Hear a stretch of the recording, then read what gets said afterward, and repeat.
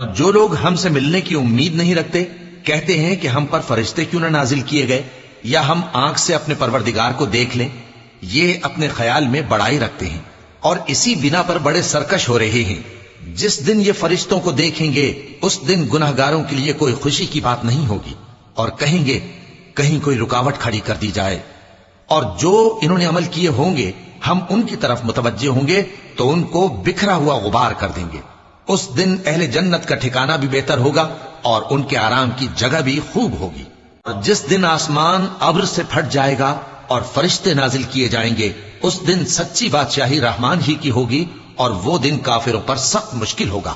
اور جس دن ظالم اپنے ہاتھ کاٹ کاٹ کھائے گا اور کہے گا کہ اے کاش میں نے پیغمبر کے ساتھ رستہ اختیار کیا ہوتا. ہائے شامت، کاش میں نے فلاں شخص کو دوست نہ بنایا ہوتا، اس نے مجھ کو کتاب نصیحت کے میرے پاس آنے کے بعد بہکا دیا. اور